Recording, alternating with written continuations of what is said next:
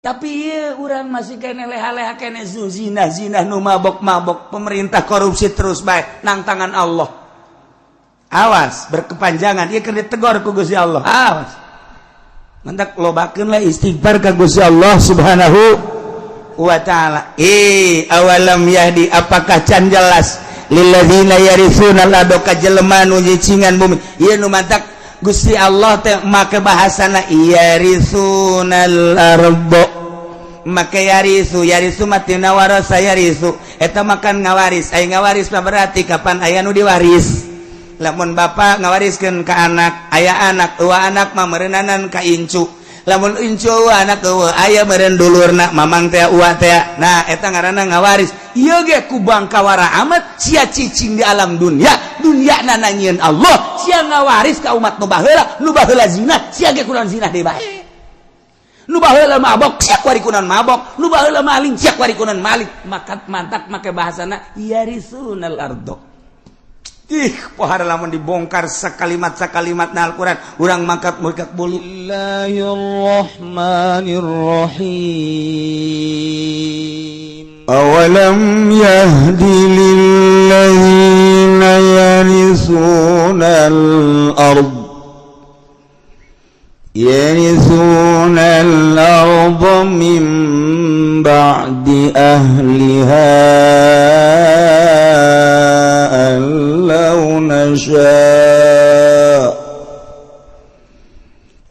law nasha'u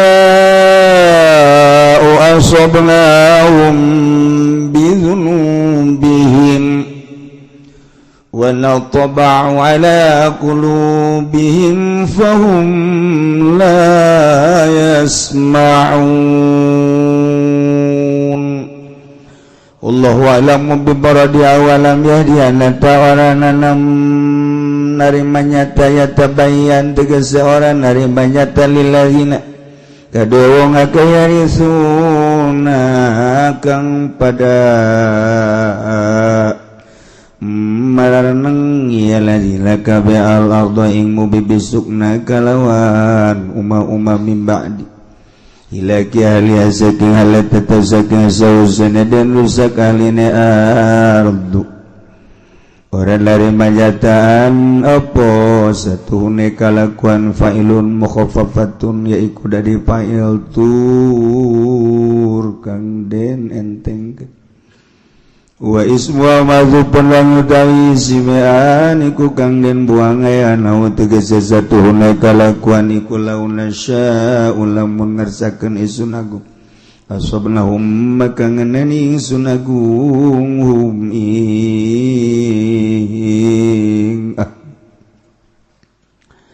bil azabi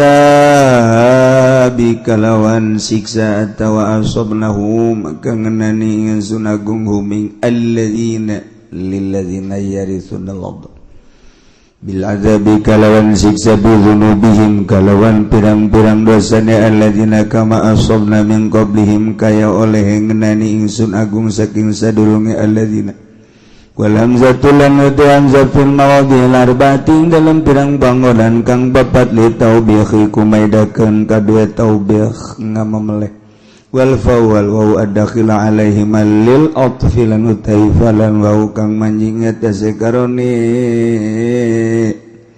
kitu falan wa ikulil atfi edakeun kada atau pikiraatin lan ing dalam qiraat sawiji bisukunil wawi kalawan dan sukunkeun wa fil maudhil awali dalam panggonan kang awal atta fadbi au dan atapakeun kalawan nau wa nanulan utai ingsun sadayan nau tabau iku ngecap ingsun sadaya ngecap ingsun sadaya nakh timut tegese ngecap ngeceplok nyeplok ingsun sadaya ala qulubihim ngatasi pirang-pirang atina alladzina fahum la yasma'un maka uti alladzina iku orang ngarungu alladzina al-mau'izata ing piwuruk sima tadabburin kalawan ngarungu ngangen-ngangen tilkal qala qussu min tilkal qur'ana qussu 'alaika min anba'iha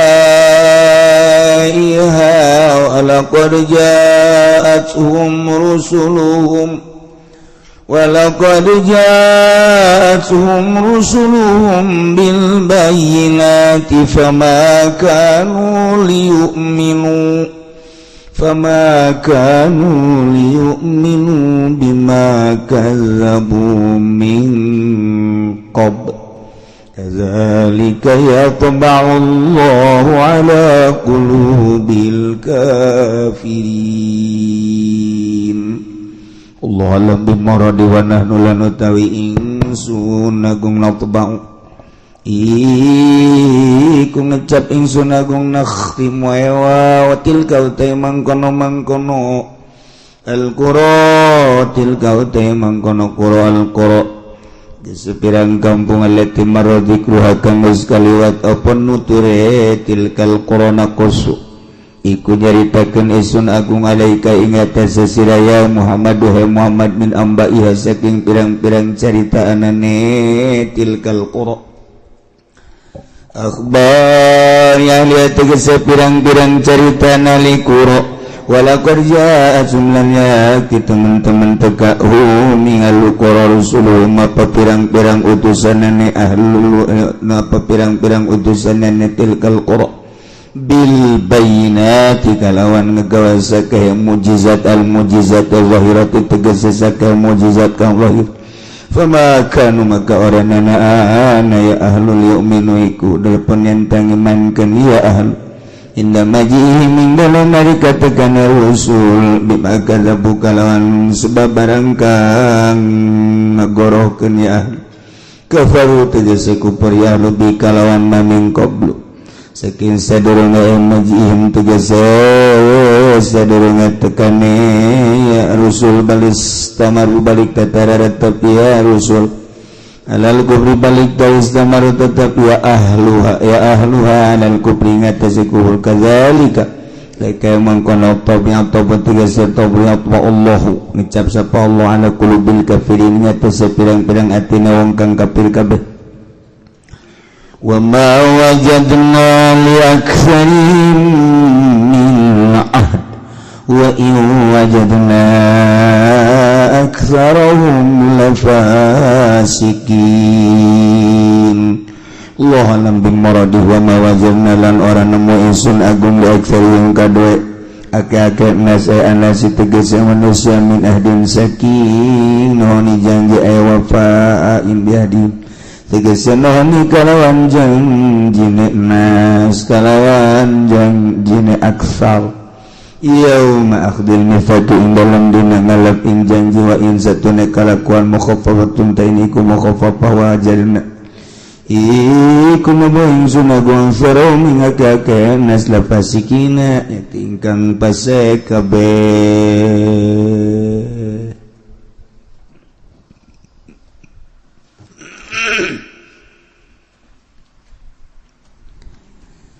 Sabada Allah ngajelaskeun negara-negara nu Allah nyiksa ka negara tersebut kulantaran kaum-kaum natu percaya ka para rasul-rasul nu diutus ku Gusti Allah. Ketika bangkawara kaum hiji negara anu diajakan ku rasulna yakni utusan Allah tetapnya natu percaya ujungna disiksa ku Gusti Allah. Eta teh lain sakadar jang nagara eta hungkul, eta teh ngarupakeun hiji ibrah hiji contoh, hiji barometer jang umat-umat nu selanjutna. Umat anu selanjutna model urang kuari ngajadi umat akhir zaman yakni umat Kangjeng Nabi urang Kangjeng Nabi Muhammad sallallahu alaihi wasallam teu menutup kemungkinan ketika urang terpercaya ka rasul urang atawa menurut karena aturan-aturan Rasul urang Allah tetap bakal nyiksa sakumaha kaum-kaum nu baraheul. Entek ieu ayatna. Awalam yahdi lil ladzina yarithuna al-ard wallahu alam min maradi awalam yahdi Imam Jalaluddin ngajelaskeun yahdi teh tabayyan berarti ya di teh bimana ya tabayyan majaz lantaran gadieuna cek Imam Jalal teh di mutadikeun ku lam yahdi lil ladzina hiji-hijina kalimah teh aya anu lazim aya anu mutadi teh kadituna anu satrop-tropna aya tropan-tropanana aya anu dimutadikeun ku ila aya nu ku lam aya anu dimutadikeun ku fi aya nu ku ala. Nah eta kalimah-kalimat teh teu meunang sambarangan kalanjutanana. Oh lu bantak ngaji teh lain sambarangan. Ieu santri ngadepong di pondok pesantren aya anu 10 tahun 15 tahun tah dek datang ka dinya. Lamun nasoro kabelah dituna ieu mutaadina teh ieu kumaha aya anu binafsihi aya anu bigairi. Lamun binafsihi berarti langsung ka ditu ngamutaadikeun teh maf'ul tanpa make huruf. Aya anu ngamutaadikeunana ieu kudu make huruf dimutaadikeunana kudu kumana? Kudu ku ala, kudu ku fi, kudu ku ila dan lain-lain sebagainya. Kudu ku ba. Tah, urang pasantren teh mikiran kos kitu tah. Ketika ieu mah lain parantina kudu kumaha ieu. Kudu kumaha ieu? Lain parantina ieu mah ieu. Tah, nu mentek lamun aya salah bae buatan batur. Kajahoan ku urang. Salah ieu budak ieu. Kumaha emang ieu teu nerop ieu ka dieu ieu. Tuh kan tenrop mah tenrop jore urang hulu kopiahna nomor 7 dipakean ku ari nomor 5 netren ngaranna tenrop eta tenrop huluna nomor 5 dipakean nomor 7 toklok tenrop kawin ge sarua bae urang kasep kawin kanu gelis pariuk manggi kakeb pas. Tapi lamun orang kasep pamajikanna jorek, ieu ge teu nerop sarua bae. Eta mah kudu nyandung sebenarnya mah. Sia masa di hatean bebangun endut teh ya. Keheula-heulanan, kumaha lamun awewena geulis da salakina jorek. Nah ieu. Lamun salakina kasep pamajikanna jorek mah kan bisa nyandung. Lamun pamajikanna geulis ai boga pasalaki jorek kan nasib hese. Gelis aya dinyana masyaallah nya jangkung lengjang ieu kulitna ge pohara jasa hartina putih kuning nya mancung bulu matana bentik ya Allah ya Rabb haju susuna neuntreu aduh tuh aja pendek cenah kolot-kolot ge dehem ai nasib bapan hes ai celeketek boga salakinya hideungnya pendek cekolot baheula mah beke ngaranna eta mah eta hesekeun nasib atuh ngaranna ge eta kumaha bantah eta teu nerop ngaranna nu kasep kawin jeung nu gelis eta mah pariuk mah ge kekepas kasep pamajikan jore ya tuh geus nasib geus bae tinggal tungguan di akhirat bae sih lah di dunia ieu moal kebal lah gitu bae mal kebal kita tetap tentrem eta. Aduh. Masya Allah karim. Awalam yahdi lilladzina yarisuna al-ard. Apakah can jelas can nyata ka jelema anu cara ricing di muka bumi bisukna nyieun imah nyieun hotel muharajas can jelas kitu mimbadi wilaki ahli asabada dirusak ahli-ahli bumi kok masih keneh terus bae maksiat can jelas kitu telah lakon nu baheula Kangjeng Nabi Nuh alaihi salam umat tadi kumahakeun can jelas kitu coba kaum Samud anu Allah nurunkeun Rasul Kangjeng Nabi Shalih alaihi salam siksa apakah can jelas kitu baheula teh kaum Ad diutus ku Gusti Allah Nabi Hud apakah can jelas ka umat-umat nu kuari deuleu nu baheula zaman Kangjeng Nabi Lut alaihi salam umat da kumaha jeung nabi-nabi nu lainna tadi dijadikeun barometer sih awas cak Gusti Allah encan jelas kitu hei khususna ka ahli Mekah encan jelas gitu hei ka para kapirin santerona khususna ahli Mekah atawa kapirin atawa kuari maka orang Indonesia nu dipimpin ku presiden urang presiden anu paling urusan dunia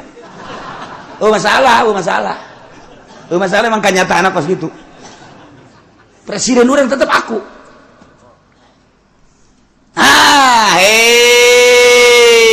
bangsa Indonesia cek Gusti Allah loba teuing sa Indonesia mah 10 Jawa bating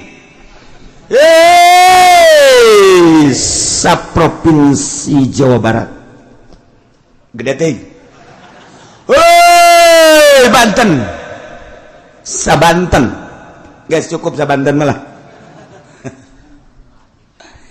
wahai manusia-manusia cek Gusti Allah di dunia umumna sadunya khusus nama ahli Mekah termasuk Indonesia lamun umum hei manusia can jelas itu ya kajelema anu nyari cingan bumi nyeun imah anu kokoh meuli imah teh lain sakadar puluh juta ratus miliaran kadituna bahkan belas miliar 10 miliar bahkan lain boga imah na hiji ya urusan imam geus masalah geus ieu kalakuan kuari cara ricing di bumi Allah kalakuanana maling korupsi zina judi bahkan teu percaya ka pangeran bahwa nu nyieun langit bumi teh Allah can jelas kitu ka jelema nu eta mibadi hilak ahliya sabada dirusak ahli-ahli nu balaheula awas maka teu dijadikeun iboh teu dijadikeun barometer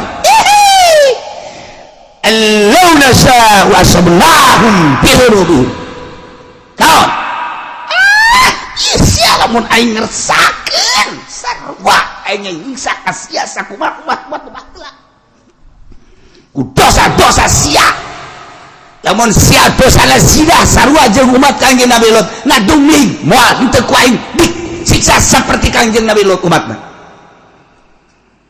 lamun sia buang kawarah ka Gusti Allah ka ajak Allah deuleu kaum Samud deuleu kaum Ad teu saeutik nu ku aing baheula teh disiksa terus-terus ieu ku hari Indonesia sia kades mabok ambalaya di Indonesia awas ya cak Gusti Allah zina kuari mage sambalaya menutup kemungkinan lau nasya'u asabnahum bidzunubihim iksain sarua jeung umat baheula maling korupsi terus bae awas lau nasya'u asabnahum bidzunubihim metek memehna ku Gusti Allah kuari dipanaskeun heula awas baheula teh kaum Adban nu dibere panas teh 3 tahun teu hujan 3 tahun bayangkeun 3 tahun teu hujan hese ka dieu ka ditu tatangkalan geus tandus 3 tahun atuh hujan batla luar biasa turun Rasul diturunkeun ku Gusti Allah Kangjeng Nabi Hud alaihi salam dakwah bejakeun Hud ka umat Lamun hayang subur mahmurlah jinawi percaya ulah ka batu nyembahna ulah ka makhluk. Coba kain gitu bajakeun dakwah Kangjeng Nabi Hud. Oh terus-terusan dilelewe ku umatna. Terus bae dilelewe saya tipisan mu iman ka Kangjeng Nabi Hud. Wanas makin menjadi-jadi. Diutus salah seorang ka Baitullah. Datang ka ditu ka Baitullah nu kamari didongengkeun teh ayalah kiriman teh mega mendung. Wah, bararunga majar teh bakal hujan. Ternyata angin ngegelubung. Angin muter sabada Kangjeng Nabi Hud jeung pengikutna titah keluar. Eta kapan siksa cek Allah tuh jadikeun barometer. Awas di Indonesia. Geus sabada bulan urang dibere panas. Hujan di mana-mana guludugan jeung kilatan. Samarukna hujan bener beureun. Geus dihitung ku ari di nagara geus beak sabaraha puluh miliar ieu ganyeun hujan. Teu nyararaho urang mah asal hujan seuri. Padahal mah ieu teh geus total sabaraha miliar beakna. Lamun teu dihujankeun urang teh ku ari panasna ambual pohara luar menyengat. Cirina cek ahli palak mah angin heula, kilat teh guludug teh. Ieu mah hujan kilat angin. Sabarukan kumaha awas lamun nang tangan ka Gusti Allah bisa jadi berkepanjangan ieu panas. Berkepanjangan ieu panas. Tangerang geus kekurangan cai, pasokan air anu bakal ka Jakarta teh anu geus ka Jakarta ditutup lantaran untuk wilayah Tangerang ge kekurangan. Serang geus kekurangan cai ku ari mah. Kamari ieu aya rong Perpak Purwakarta di Purwakarta geus batelak kurang cai. Karawang ge lamun teu ngandalkeun Jatiluhur mah geus eueuh cai. Allah Maha kawasan ke kumaha meureun ke sanajan aya Jatiluhur wallahu alam ngan tetep bae urang ngadoa mah tetep ngadoa bae ngan ieu disiksa mah babari jasa teu puguh teu karut sadane macet siksa teh Allah da kumaha coba ayo terus urang ka Jawa Tengah ka ditu kurang moga informasi di Yogyakarta geus parah jasa we cai. Tapi iya urang masih kene leha-leha kene zina nu mabok pemerintah korupsi terus baik nang tangan Allah. Awas berkepanjangan ieu keur ditegor ku Gusti Allah. Awas. Mendak lobakeun lah istighfar ka Gusti Allah Subhanahu wa taala. Awalam yahdi apakah can jelas lilladzina yarithuna ladaka jelema nu jicingan bumi. Ieu nu mantak Gusti Allah teh make bahasana yarisunal ardo make yarisu matina warasa yarisu eta makan ngawaris aya ngawaris mah berarti kapan aya nu diwaris lamun bapa ngawariskeun ka anak aya anak eueuh anak mah meureunanan ka incu lamun incu anak eueuh aya meureun dulurna mamang teh uwa teh nah eta ngaranna ngawaris ieu ge ku bangkawara amat sia cicing di alam dunia nanangieun Allah sia ngawaris ka umat nu baheula zina sia ge kunaon zina deui bae nu baheula mabok sia kuari kunaon mabok nu baheula maling sia kuari kunaon maling mantap make bahasana yarisunal ardo. Pohara lamun dibongkar sakalimat na Al-Quran urang mangkat bulu dikiekeun dikitukeun urang mah macaan nambah ge kuari ge sararese ngadengikeun ge cangkeul padahal mah kurang kumaha kopi geus ngarokok geus bubur geus segala wuduk segala tetep bae ku ngadengenakeun cangkeul geus neuleuh deui ka jam bangun dek demo teh ka aing sia aduh Gusti Allah aku ente ngeta mun boga janji meureun neuleuh deui jam ieu janji aing jeung jahe tuh ibahasa yarisuna sia cicing neruskeun lalakon umat nu baheula dizina disiksa umat nu baheula mabok disiksa ku Gusti Allah umat nu baheula maling disiksa ku Gusti Allah umat nu baheula kafir disiksa ku Gusti Allah awas sia ngawaris nu baheula sarua sia ge ku aing disiksa deui geus kasaksian ku urang kamari ieu tsunami beuh 200.000 manusia asahina jasa mobil single yang imah bangunan single lenceng asahina jasa kabeh ge dunia jeung manusia seusina asahina urang neuleuh tsunami gempa Yogyakarta tsunami Pangandaran gempa Sukabumi Gunung Galunggung Yogyakarta gunung deui kuari ke batuk-batuk bae gunung deui sarua bae teguran ti Gusti Allah.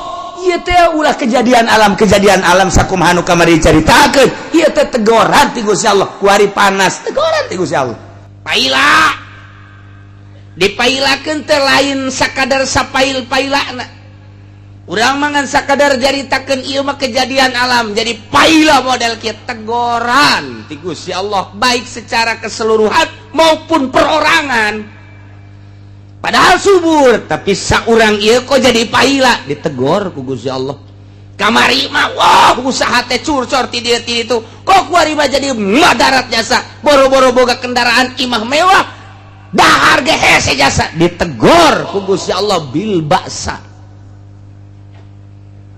Ditegor ku Gusti Allah melalui gempa, melalui angin beliun, melalui tsunami. Ditegor ku Gusti Allah wadharra, penyakit gering baik keseluruhan maupun perorangan baheula mah urang mun ngadenge nu setruk kelas menteri, kelas pejabat, kelas gubernur, kelas bupati setruk teh kos sekarang itu kuari mah orok 2 bulan setruk. Mikiran naon tuh nyana? Kapan orok kapan setruk mah ieu teh tina pemikiran. Setruk mah tidak pemikiran.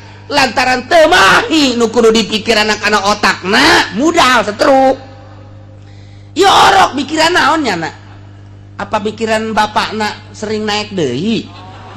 Jadi puyeng meureun nyana. Tah ieu tah orok setruk masyaallah karim. Saya geus caritakeunana. Tarolah nu geus boga pikiran mah nyana teh geus teu mahi budak wari lalajo.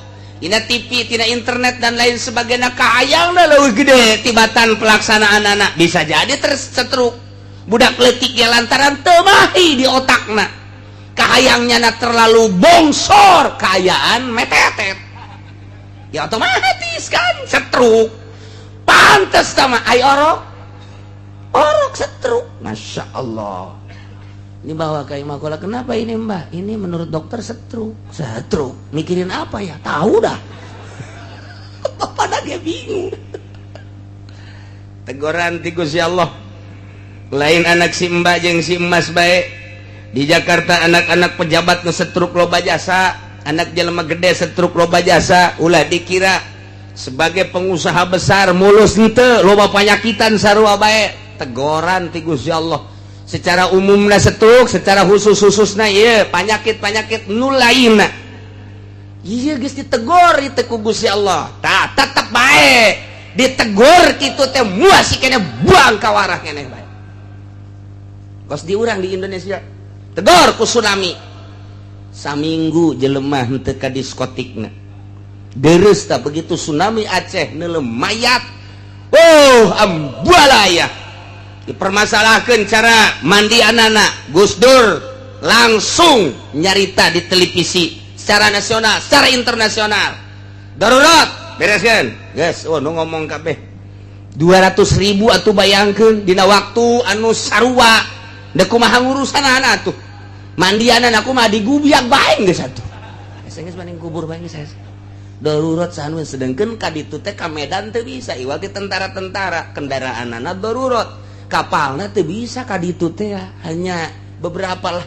Nah etalah jadi nyata neuleuh eta teh hargaan asana mobil ketika mobil apung-apungan hargaan asana hotel jeung bangunan ketika rarubuh hargaan kabeh teh jelema leus bae dina hatena hargaan wal hiji we nu boga harga mah Gusti nu nyieuna nyana para raih berjamaah amal-amal be nu dibawa teh mobil singgul limpang dan lain sebagainya saminggu jelema nu rekreasi Karang Bolong sepi kabeh. Wow, di Sukabumi tempat rekreasi sepi, Bandung Lembang sepi kabeh. Bahkan iya Singapura ge sepi luar biasa. Dunia nyaho lesu kabeh. Hotel kabeh. Nah, diskotik naik klub kabeh sararepi. Barang ge saminggu deui, ekstasi deui. Ganja deui. Mabok deui dan lain sebagainya sampai ku tegor deui Jogja. Breuh. Sabaraha ieu nu paehna?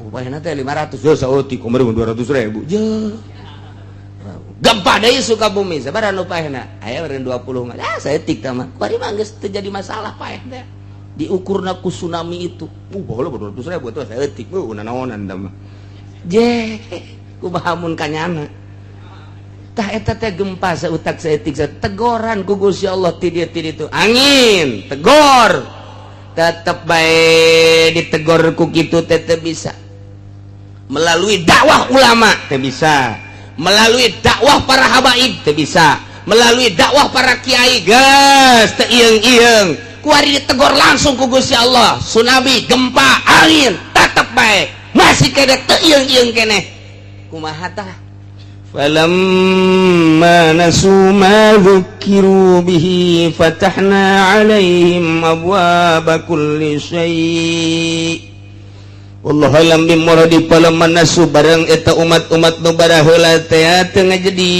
ninggalkeun kana piwurukna teu ngadenge kana pituturna tengah hiding kana panyingsieunana terus bae ngalaksanakeun kana maksiatna dibere bihi baksa jeung doro teh tetep bae umat nu baraheula teh geus ditegor ku Gusti Allah melalui paila melalui gempa angin dan lain sebagainya tapi tetep bae manehanana teh ninggalkeun kana piwurukna geus puguh omongan rasul-rasul mah kunyana teh didenge baraheula ieu umat tu baraheula zaman memeh Kangjeng Nabi teh didakwahanana tetep bae nyangkal ka para rasul jeung para nabina tah ieu teh langsung ku Gusti Allah ditegor melalui basa iwadoro tapi nyada tetep bae teu jadi terus bae inkar kafir maksiat kumaha tah ujung-ujungna dia geus beak poah beak tekad geus kabeh dikerahkeun rasul ngerahkeun dakwahna teu bisa ku Gusti Allah langsung ditegor tetep bae kumaha bakalna fatahna alaihim abwaaba kulli syai' cek Allah geus ku ari mah ku aing disuburkeun dibuka ku ari mah lawang-lawang seluruh perkara tina berbagai kanikmatan-kanikmatan walah dibuka ku ari mah naon bae jadi duit cai jadi duit, minyak jadi duit, bensin jadi duit, kabeh kuari mah jadi duit. Di samping eta teh limbah-limbah ge jadi duit boro-boro, limbah-limbah anu guna nu teu guna ge kuari mah dibeuleum jadi duit. Kabeh nu teu jadi duit. Atuh akibatna malalah mur jelema teh. Tanah dijualan, gunung dijualan, segala rupa dijualan. Zaman baheula teh kos kitu. Tangkal kayu dijualan, gunung dijualan, kabeh perebut siapa menang. Di pemerintahan baheula ge perebut nu ngajual gunung, nu ngajual lahan, nu ngajual hutan, nu ngajual macem-macem rakyat gitu kene siapa bisa. Akibatna mewah kahirupan teh mobil, sekedar mobil-mobilan tapi anu kelas miliaran gitu kene imah geus mung make imah-imah anu goreng bahkan ku nafsuna imah teh lain boga hiji 2 3 4 5 genep aya nu boga 10 imah teh kelas MM-an kos karari itu teh nya nah ngomong hahaha lah ya urang maksiat ge geuningan mahmur ya urang maksiat ge subur ya kiai nu ngomong-ngomong cenah segala siksa segala bohong teh terlena ku kemewahan dunia ieu nu baheula ieu mah nu baheula teh karari itu nu kuari mah tuh leuwih parah nu baheula ieu nu kos karari lah bohong Rasul ngomong-ngomong geus buktina urang mewah ja kuari kendaraan atuh ja mewah iba ja mewah urang ja zinah bae ge jeung awe sakadaek da jati dinaonkeun ku Gusti fatahna abwaaba kulli syai berbagai kenikmatan dibuka ku Gusti Allah cuman istidraj sungkunan ti Gusti hayo sia asal hayo sia hayo sabarkeun Gusti moal kebal deui eta bahasa kos kitu sia sabarkeun cak Gusti Allah sadek geus sia moal kebal deui darakeun Gusti hayo buat teh nya mah nya teh nya teu nyahona naon teu nyaho ditegor ku nabi geus ku rasul geus atuh ku bangsa penganuan kitu ngaranna pengikut-pengikutna geus ku Allah na ge geus ditegor masih keneh bae wah dimomoy ku Gusti sadek nah hirup sia ku ari mah patahna alim janu aing hayo Watuh keur mejeh na manehanana iindahan nikmatan sakadaek nyana duit aya di nyana jabatan aya dina kakawasan aya di nyana atuh pindah-pindah nyana maneangan kanikmatan teh ti nekleb ieu ka nekleb ieu wow atuh ayeuna mati bar ieu ka bar ieu terus bae ku ari mah ayeuna hiburan teh pilih-pilih mimiti ieu neangan urang anu putih urang Indonesia keneh pindah kuari maka orang Singapura coba hayang nyaho nu putih jasa orang Cina komo harasana coba hayang nyaho ka orang India coba hayang nyaho ka orang Amerika tungtungna ka orang negro was diacak gas mabok gitu kene ti mimiti bir bintang terus datang ka kitu Joni datang ka teh macem-macem geus pokona berbagai minuman wah guys ngaran ganja manges atau manges jadi hisapan sehari-hari mimiti BK Magadon datang ke ekstasi terus kunyana dilalap terus aya nu laporan rakyat asa bodoh rakyat teh urang mah urang bae terus bae kos kitu pejabat teh geus kos kitu pedagang nang geus kos kitu rakyat ge milu kos kitu diketos handapeun tangkal awi make anting gede jasa tangkal awi mana make anting mabok ngabok batur mama bok teh keluar teh roti aja nama suag aduh Gusti Allah mabok ieu kabeh geus berjamaah ulah dikira teh baheula ieu baheula pejabat nomor rabok zararina judi pedagangna pemborongna kitu keneh ahli ekonomi judi kabeh ge rakyat milu kabeh tinggal hanya beberapa persen nu cerik baik agus ieu si kunaon kieu-kieu teh keur beujeuna ngeuneunahan teu nyaho kaler kidur menikmati dunia sakadaek duit aya di nyana jabatan aya di nyana wewenang aya di nyana sakabehna aya di nyana sakahayang kumaha Gusti Allah geus kitu lantaran ngaistidraj hatta iza farihu bima utu hingga ketika manehanana sesenangan kabungahan nu didikeun ku Gusti Allah kabungahan bator sombong takabur gumende akhadnahum baghtatan ku Gusti Allah disiksa secara kaget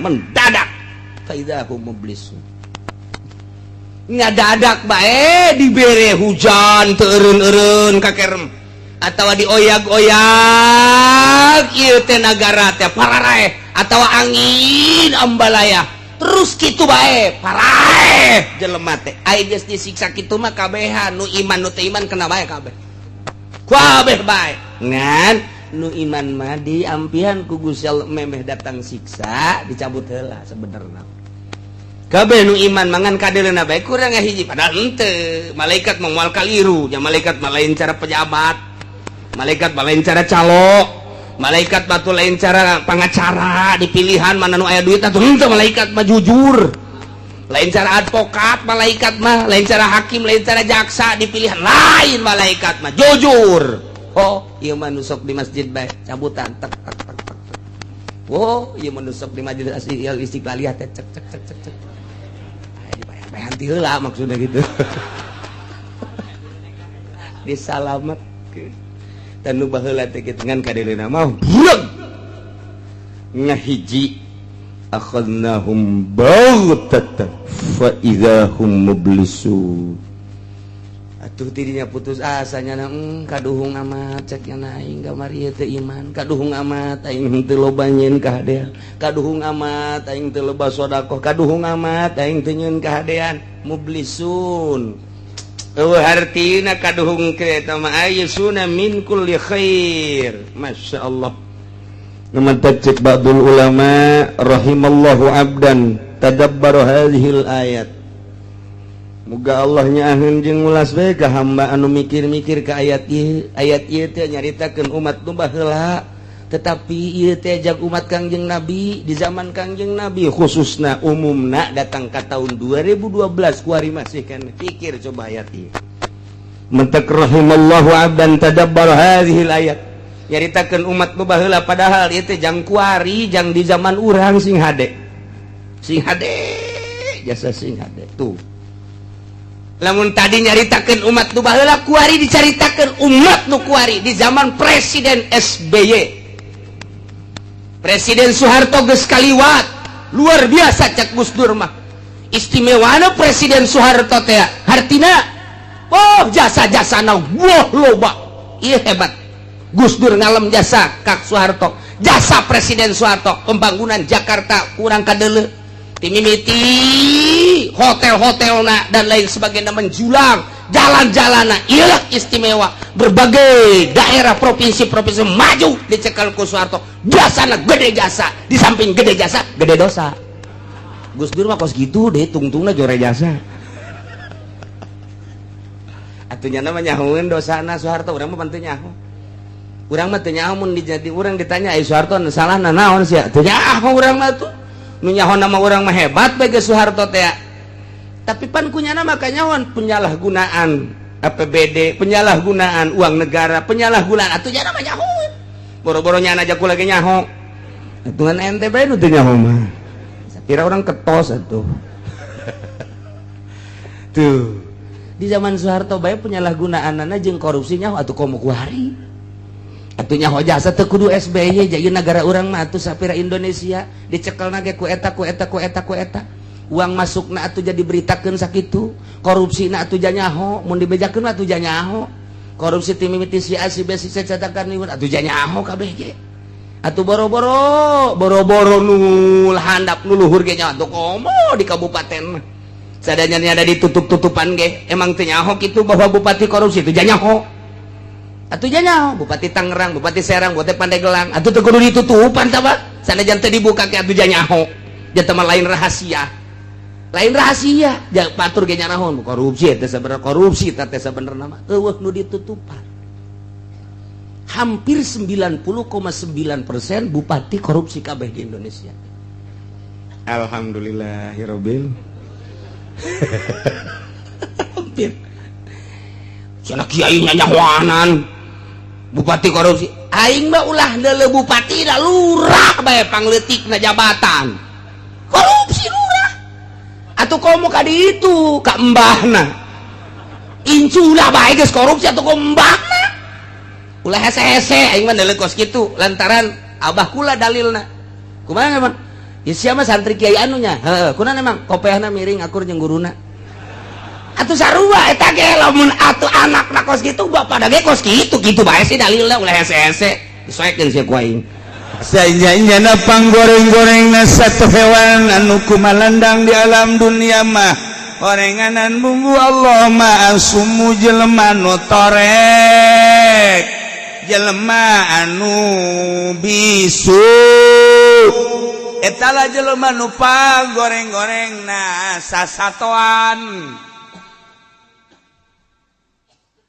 cakapir teh jaing mah teu torek teu torek boh malah macangan aing cek kasar aing ceulik jai mah teu buta oh berarti nu panggoreng-goreng da nu torek nu buta cakapir jai henteu cak si musyrik henteu deui alhamdulillah jai henteu berarti nu buta nu torek etalah panggoreng-gorengna hewan Allah mungguh Allah cak pamarentah cak DPR aja teu cak kieu teh cara rekas aing sarua cak nu ngaji di Cilongok komo aing mah cara rekas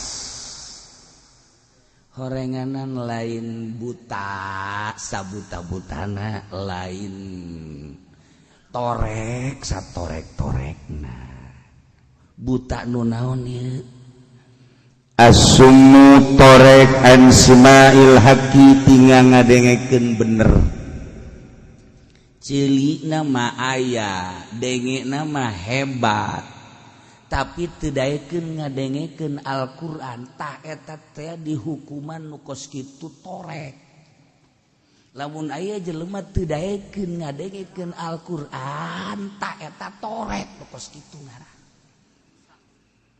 tah mulai tah je atuh tah musyrikin mah kafirin geus jelas torek jasad atuh aya tatangga urang ge ta DPR teh tah nu DPR PDI pan eta teu daekeun ngadengekeun eta mah torek sarua DPR Golkar sarua teu daekeun ngadengekeun eta ge torek sarua Orenganan aing ge sarua. Sia torek atuh sarua. Torek. Teu ngadengkeun teu ngadengkeun Al-Qur'an. Tah urang kok padi ngadengkeun. Nah, aing berarti henteu torek ge. Alhamdulillah sakeun aing teu torek. Can pugu. Geus PDB nya na asana aing salamet ge.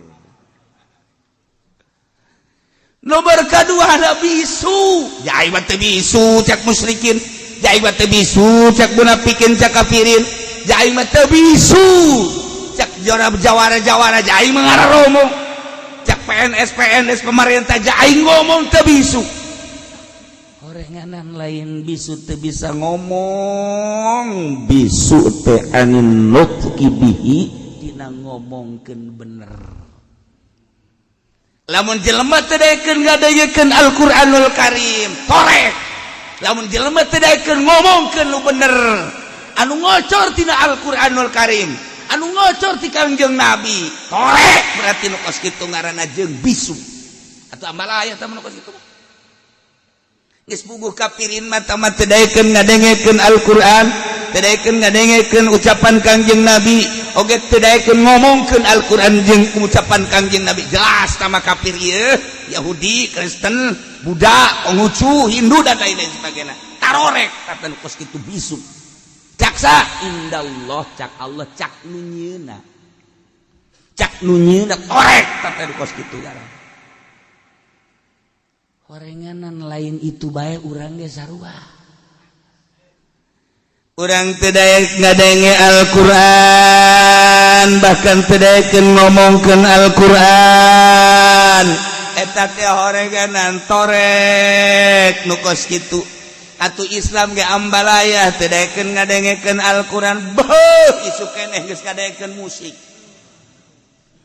Bahkan embung aya kosong ieu ceuli teh di imah geus ngajeger-jeger ngadengekeun musik teh henteu kaluar dicocokan deui make nu ka dieu teh naon ngaranna? Naon ngaranna? Sia bener tante sih. Aing ragu asana aya timbul ti sia mah ja.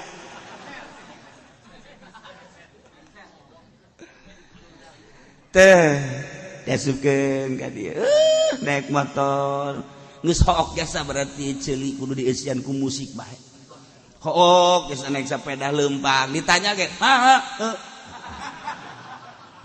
speedo tah musik bah terus bae mimiti dangdutan pop jazz dan rock. Kemudian geus puguh dalam luar negeri geus teu ngarti cenah mah nu penting mah geus kikiran. Saya nggak ada kenal barat lagu naon teh pokoknya mah itu jelema torek kos gitu torek ngadengekeun Al-Qur'an masal geek badiuk di majlis kiai maca ayat langsung matana pereus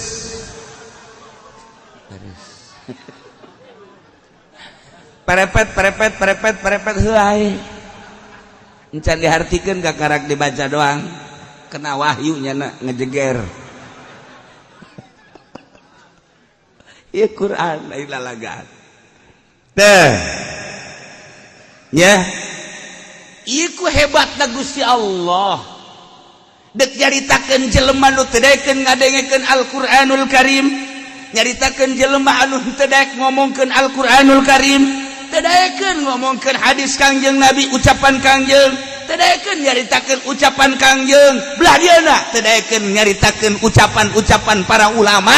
Ieu kahebatan Gusti Allah ngabahasakeunana make inna syarrad dawab kang goreng-goreng nasasatoan geus teu manusia deui teu manusia. Berarti jelema nu teu daekeun ngadengekeun Al-Qur'an teu daekeun ngomongkeun Al-Qur'an rendengkeun jeung kebo bule. Rendengkeun jeung kebo bule. Ulah kafirin, ulah musyrikin geus, mukmin. Baca Quran tilok ngadengekeun tilok. Nyaritakeun hukum-hukum Al-Qur'anul Karim tilok nyana rendengkeun jeung kebo bule. Kabeneran ngaranna si Udin. Kebo ge kebo, Din. Cak kebo bule. Lu kakak gua ya. Apa lu? Lu kakak gua adik lu. Ya sembarangan aja. Ih, lu kan cuma nyatuan kayak gua. Apa itu nyatuan? Terus kebo goblok gua ngahina. Lu cuma nyatuan doang lu. Udah kenyang lu, gitu-gitu lu. Apa itu gitu-gitu? Kayak gua naik gitu. Apa itu namanya? Pinteran lu dah. Ngobrol jada jeung kebo atuh kakana jeung adina. Cak Allah. Cak Allah eta. Kaambeun ku kebo ge lamun urang tilok maca Al-Qur'an. Lamun urang tara ngadengekeun Al-Qur'an, teu daekeun ngomongkeun hukum-hukum nu timbul ti Al-Qur'an. Teu daekeun ngomongkeun hukum nu timbul ti Kangjeng Nabi, kaambeun ku kebo. Cak kebo kakak gua, saudara gua. Cak embe sarua. Cak orai sarua. Nu mantak loba lah jelema anu disurudung kebo. Pajar adina kunyana. Loba jelema nu disurudung banteng eta teh pajar dulurna kunyana. Nu mantak reungit ge daekeun enclak dinyana lantaran dianggap baturna. Jawaliullah mah lamun salat di leuweung reungitna reungit sireum sireum tara daekeun henteu pereungit ka waliullah sebab dianggap eta teh jelema anu sampurna. Geus reungit ge ngahormat orai ge kan ngahormat kumaha lamun Syekh Nawawi manehanana eta diuk dina saung ternyata horenganan letah orai aman sebab jelema. Contohna urang lamun can dianggap jelema lamun urang salat maghrib di masjid uang dihusu-husu urang. Clek ka dieu. Lain idina siratal mustaqim goblok sia.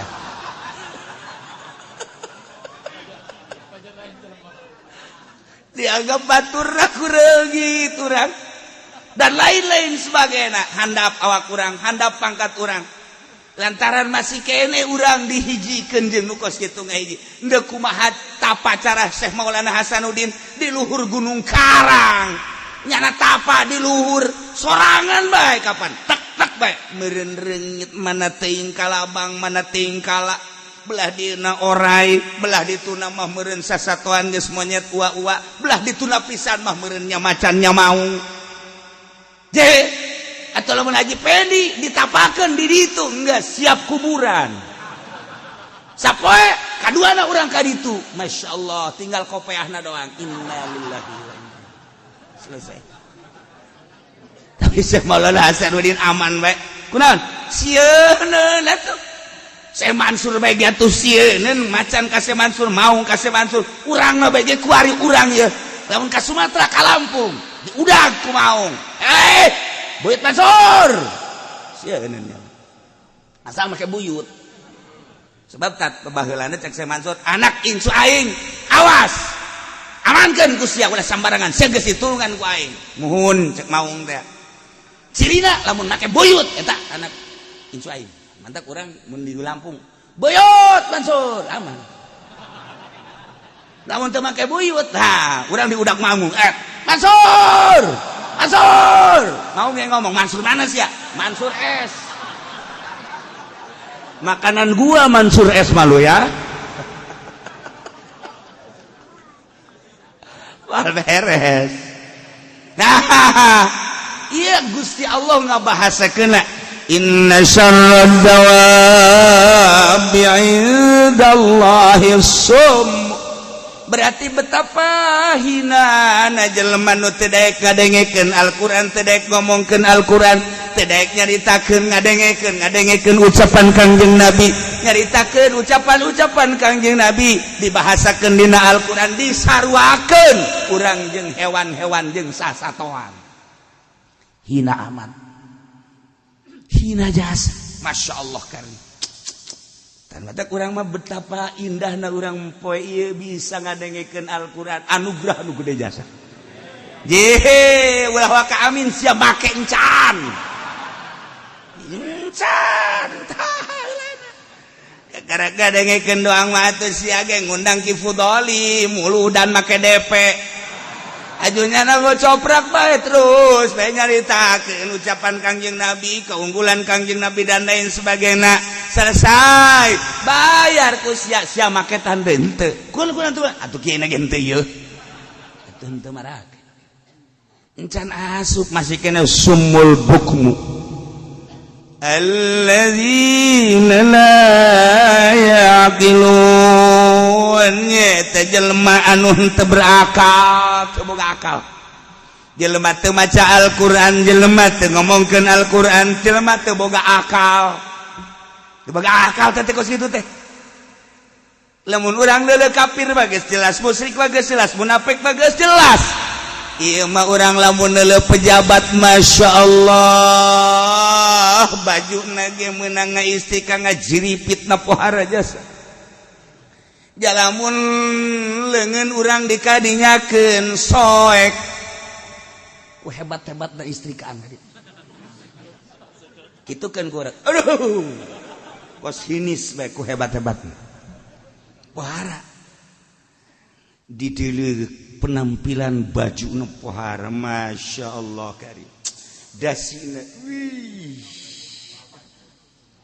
di dieu ge aya variasian pohara Masya Allah rambut ge mengkilap sebagai mahkota teh lain lalagaan mun dikadiekeun jeung dikadiekeun eueuh hiji-hiji acan nu kadieu rap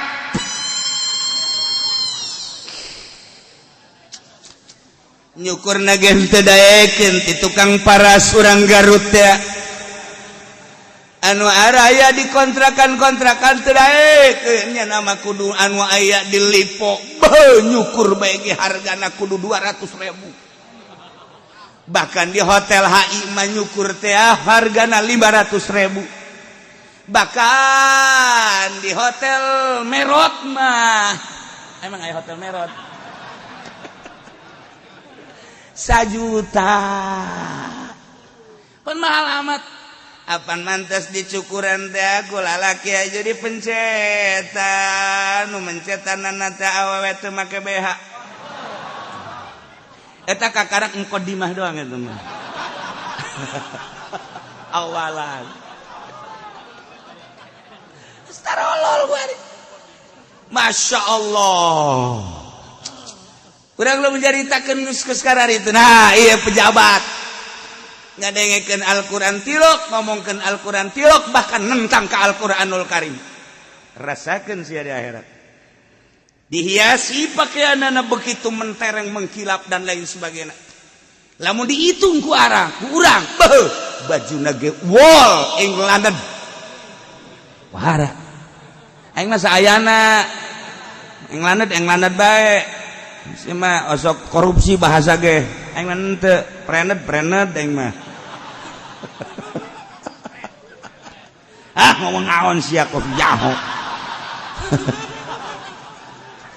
tuh Masya Allah karim jamna ge ieu teh jamna Rolex hargana ge ieu pangmurahna teh 500 juta kabelah ditu nama 1 miliar ulah dikira jam teh eta teh merek Rolex aju make cincin ge kos ieu tah mahal tah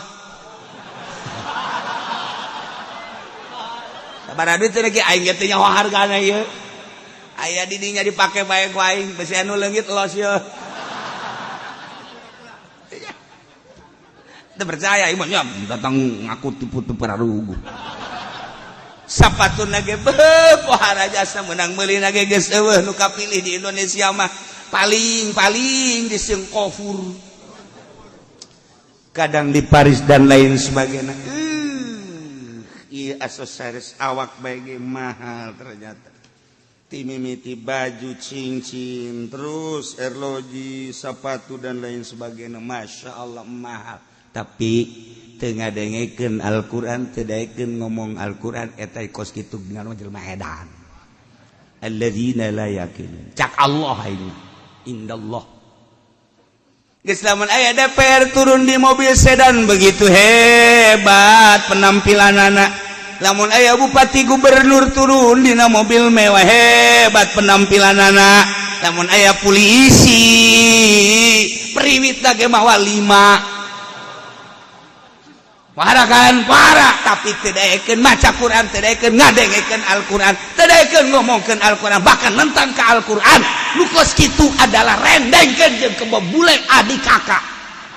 Alladzina la yaqilun, polisi teu boga akal, DPR teu boga akal, kiai kumaha aja mun kiai sarua, kiai teu boga akal.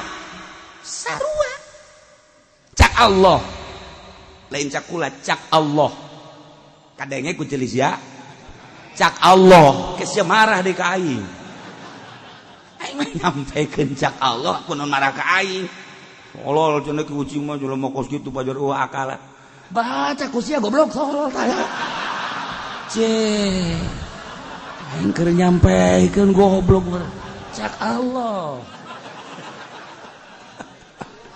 Masya Allah.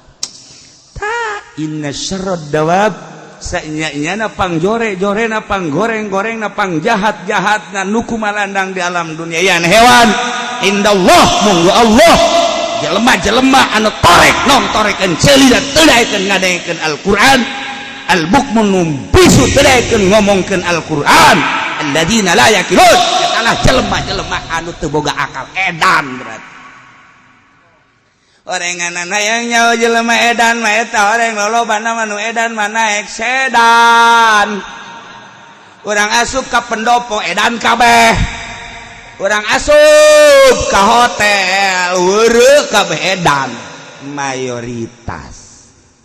Nu mantak lamun aya jelema jadi PNS tapi mempertahankeun hakna. Batur ka kalernya nama tetep bae ka Allah, batur teu salatnya nama salat, batur ngabohongnya nama henteu, batur korupsi malingnya nama henteu. Masya Allah, ieulah mutiara terpendam di tengah-tengah jelema anu rakus tapi nyana jujur aya bae.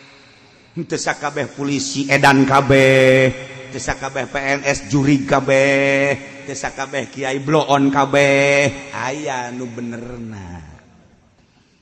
Aya 10 hiji loba teu 10 hiji mah 100 hiji aya. Masyaallah ieu Gusti Allah ngabahasakeun inna syarrad dawab geus teu kira-kira. Berarti urang dianggap hewan, manusia dianggap hewan. Padahal maulah kudu ka Allah lanan ka Kangjeng Nabi bae lamun nyaho kana kautamaan derajat Kangjeng Nabi urang bakal rindu ka Kangjeng Nabi. Moal cara urang Denmark ngahinakeun ka Kangjeng Nabi, moal cara di urang aya nu ngahinakeun ka Al-Qur'anul Karim, ulah waka ka Al-Qur'an lanan ka Kangjeng Nabi. Emang Kangjeng Nabi teluhur beuh lain lalaga. Emang kumaha Allah teh Gusti Allah memeh nyieuna naon teh kapan kobado kobdotan nyokot heula sagenggeman tina nurna tidinya dicokot ku Gusti Allah dijadikeun nur Kangjeng Nabi Muhammad sallallahu alaihi wasallam. Nur Kangjeng nu paheulana dicokot tina nur Gusti, masyaallah. Eta nur Kangjeng Nabi teh dibagi, nu hiji dijadikeun dunia, nu hiji dijadikeun aras, nu hiji dijadikeun pena, nu hiji dititip-titip jang wujud Kangjeng Nabi. Masyaallah, nu mantak pantes lamun dicaritakeun laulaka lama khalaqul aflak Muhammad lamun anjeun mun aing ti kira-kirakeun teu nyieun anjeun niscaya moal aya alam, sebab ieu alam kabeh ti cahaya Kangjeng Nabi. Karasa luhurna Kangjeng Nabi, masya Allah kan. Pohara amat. Mata poe bercahaya menang ti nur Kangjeng Nabi, bulan bercahaya menang ti nur Kangjeng Nabi, bintang bercahaya menang ti nur Kangjeng Nabi. Eta panon poe bisa nyaangan alam dunia Kangjeng Nabi mas sayyidul mursalin, khatamin nabiyyin, pamungkas para nabi, kepala penghulu para mursalin. Berarti kan kabeh menang ti Kangjeng Nabi. Kangjeng Nabi Adam teh menang ti Kangjeng Nabi, Kangjeng Nabi Idris menang ti Kangjeng Nabi, Kangjeng Nabi Nuh menang ti Kangjeng Nabi, Kangjeng Nabi Hud, kabeh Kangjeng Nabi Isa menang ti Kangjeng Nabi, Nur Kangjeng Nabi ngarupa Adam, ngarupa Idris, ngarupa Nuh, Ibrahim dan lain sebagainya. Betapa mulia Kangjeng Nabi. Cahaya mata poe menang ti Kangjeng Nabi, cahaya bulan menanti Kangjeng Nabi. Masya Allah karim, hebat amat Kangjeng Nabi. Laulaka lama khalqul aflaq. Jelema anu henteu dibere hidayah ngahina ka Kangjeng Nabi. Jelema teu dibere hidayah menistakeun Al-Qur'anul Karim. Antapkeun, deuleukeun ka di akhirat. Jeung nu ngadukung lah deuleukeun di akhirat. Dawam kitu ngaran. Satu hewan jelema ke udang lah barang jeung jana ka neraka jahanam. Setan teh alladzina la yaqin. Teu nyaho kaluhuran Kangjeng Nabi. Laulaka lama khalaqtul aflaq. Nu mentak luhurna Kangjeng Nabi hayang kapanggih jeung Gusti Allah. Minal Masjidil Haram ilal Masjidil Aqsa. Sakiceup Kangjeng Nabi mah atuh. Yap ka dieu cak Gusti Allah Muhammad sat ti Mekah ka Aqsa. Yap ka dieu sat ka luhur. Atuh kabeh menanti Kangjeng Nabi. Ulah lain nu kahalangan Kangjeng Nabi atuh. Deuk kahalangan kumaha? Cenah tatangkalan siap teh nanti aing ngahalangan aing cek Kangjeng Nabi. Langit kahalangan ka hiji kada awas siap teh cahaya aing awas. Aing kapanggih jeung nyieun aing.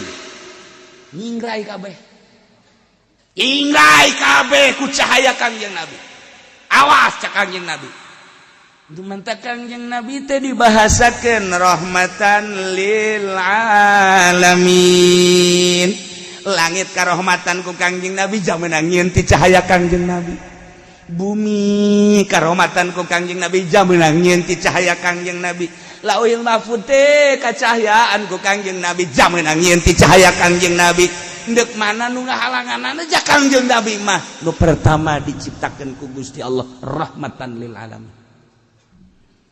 Lamun nyaho kaluhuran Kangjeng Nabi, Masya Allah. Ku hari urang mun hayang kapanggih jeung Kangjeng Nabi Muhammad bisa sangat bisa. Sangat bisa atuh. Atuh loba di urang ge nu kapanggih jeung Muhammad. Muhammad mana cikup. Ngaran bae Muhammad tapi ngadorong-dorong kuncung melulu. Set, kuda set. Dek eleh bae nundutan gubrag bae ka ditu. Ngaran bae Muhammad. Kangjeng Nabi Muhammad sallallahu alaihi wasallam. Saha nu sok kapanggih jeung Kangjeng? Jelema nu geus teu nganggap ka dirina aya nu aya Allah jeung Muhammad. Kapanggih sebab diri urang teh meunang nyiptakeun di cahaya Kangjeng. Ketika nu neko-nekona geus eueuh ngahiji jeung Kangjeng iraha hayang kapanggih jeung Kangjeng. Saha eta? Wali-wali Allah Subhanahu wa taala. Cacak-cacak di Jakarta eueuh wali Allah, di Kerem Gusti Allah. Cacak-cacak di Banten eueuh wali Allah, digempakeun ku Gusti Allah. Cacak-cacak di Bandung eueuh wali Allah. Surabaya waliullah yakin dibalikeun ku Gusti Allah. Untung masih kene aya wali-wali Allah Subhanahu wa taala. Kiai bejaan coba cenah wali saha? Atuh ambalaya aya wali kota. Aya wali mujbir. Ada waliullah mah lah ya dipul wali lah. Walingan aya. Batak cukup Gusti Allah. Atiullah wa rasulah. Nurut baraneh kabeh ka Allah jeung Rasul Allah. Nu mantak urang kudu nurut ka Kangjeng Rasul. Urang teh nyaho ka Allah menang ti Kangjeng Rasul. Urang nyaho salat menang ti Kangjeng Rasul. Nyaho puasa menang ti Kangjeng Rasul. Nyaho ieu bangsa riba ti Kangjeng Rasul. Ieu teh nyaho urang perbudiahan, permuamalahan, permunakahatan, perjinayatan kabeh menang ti Kangjeng Rasulullah Muhammad sallallahu alaihi wasallam. Betapa mulia jeung agungna tu Kangjeng Nabi. mentek kurang di maulidankeun dirajabkeun eta cenah Muhammadiyah mah ngabidah-bidah can nyahueun kana kaluhuran Kangjeng encan nyahueun cenah Persib mah tilep aing bola tah mah ajat sudrajat teu nyahueun nya kaluhuran Kangjeng Nabi lamun geus jauh kana kaluhuran Kangjeng Nabi endekna marhaba bae ka jeung jelema ge geus jauh kala kaluhuran Kangjeng Nabi mah boro-boro loba jelema jelema ge marhaba marhaba ya nurul laili marhaba ke beurang marhaba marhaba pamajikan ge asa jadi kieu barang ngaji ka Cilongok ge loba marhaba salaki kapanggih jeung Kangjeng jeung pamajikan marhaba marhaba aduh jadi ngagesleut cenah ieu nah gitulah keutamaan Kangjeng Nabi urang Kangjeng Nabi Muhammad sallallahu alaihi wasallam urang menang diciptakeun tina nur Kangjeng Nabi tinggal dibuka-bukakeun ku urang sorangan sebab urang diberi ikhtiar bukakeun aya nur Kangjeng Nabi mantap ketika orang maca sholawat langsung urang datang we ka Madinah teu puguh teu garuh ceurik heran urang barang datang ka Madinah masyaallah langsung ceurik kula nanya Aisyah ceurik kuna suku katijak kekeun hai sudah si aing ngagungkeun Kangjeng lain suku orenganannya nama urusanana katincek ku orang Arab ayah baik tolol tak budak ayah pergi jelema aduh terenyuh hati orang teu puguh teu garing kunaon merasakeun aing nu jauh ti Indonesia bawa dosa ka dieu kok bisa kapanggih jeung Kangjeng diyakinkeun Kangjeng mah teu maot nyanakan ningalikeun isin amat ku isina ka Kangjeng Nabi urang langsung kurucut cai mata jauh aing ti Indonesia aing maksakeun susah sebenarnya berarti ku cintana ka Kangjeng ngan sakadar mawa dosa mata dosa ceuli tetapi aing nu pinuh ku dosa bisa kapanggih jeung Kangjeng betapa luar biasa sedengkeun Kangjeng kan janji man zara qabri wajabat syafaati sahaja lamun nu ziarah ka kuburan kaula sabada maut kaula wajib menang pitulung kaula betapa urang bakal ditulungan ku Kangjeng Nabi karasa ka jero jantung masyaallah nikmat amat padahal malamun nginget-nginget di imah mah horenganan eta kemunggah hajina saparona ngahutang balik ti ditu kabayar tah moal